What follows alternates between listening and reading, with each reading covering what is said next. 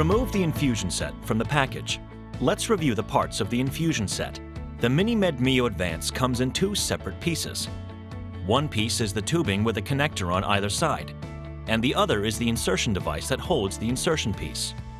Let's start by looking at the tubing. On one end of the tubing is the tubing connector that attaches to the reservoir. On the other end is the infusion site connector that is attached to the insertion piece. A white cap protects the site connector and is removed before connecting.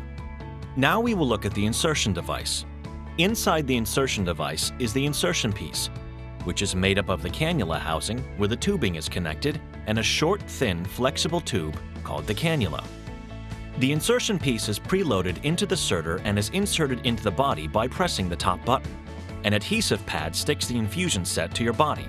The disconnect cover locks the top button in place, preventing it from releasing the set. Once the set is inserted, the disconnect cover then fits onto the cannula housing to protect the site connector when the tubing is not attached. The raised arrows indicate where the tubing will be when it is connected. Remove the white cap and hold the site connector so that you can see insulin drops coming out the end of the tubing. With fill highlighted on the screen, press and hold select. The pump screen will display the amount of insulin being moved through the tubing. Continue to hold select until you see insulin drops coming out at the end of the tubing. The number of units shown on the screen will vary each time you fill the tubing. If you release select too early, just press and hold the select button again until you see drops come out the end of the site connector. After you see the drops, release the select button. Hold the tubing to the light to check for air in the tubing. If there is no air in the tubing, press right and select next. If you do see air, once again press and hold select until the air exits the end of the tubing. Then press right and select next. Now you'll see the fill cannula screen. You have successfully filled the reservoir and infusion set tubing. Next, you'll prepare to insert the infusion set. Next, you will select your infusion site. Some commonly recommended areas for infusion sites are your abdomen, except for the 2 inches around your belly button, your hips and buttocks, your upper thighs, or the back of your arms. Your healthcare professional can help you select the best sites for you. Clean your infusion site properly with an alcohol wipe or prep wipe. Allow your site to air dry. Pick up the insertion device and remove the paper backing, being careful not to touch the adhesive. Remove the disconnect cover by gently squeezing the sides and pulling it away from the insertion device.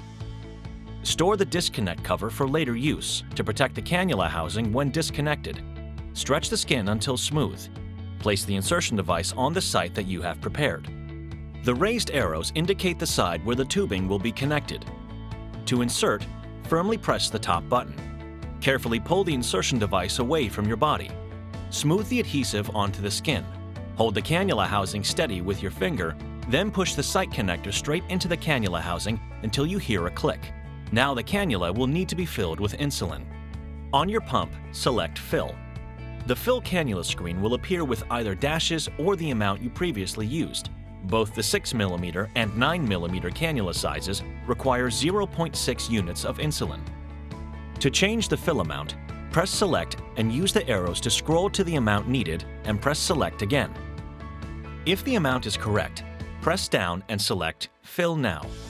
The pump will begin to fill the cannula and display the amount. Congratulations, you have successfully filled your reservoir and changed your site. From time to time, you will need to temporarily disconnect from your infusion site. Make sure you suspend your pump prior to disconnecting. To disconnect from your pump, gently hold the cannula housing steady with your finger. Then squeeze the sides of the site connector and pull it away from the cannula housing. To protect both the site connector and cannula housing when disconnected, place the white cap on the site connector and the disconnect cover over the cannula housing. Both the site connector and disconnect cover will click when connected.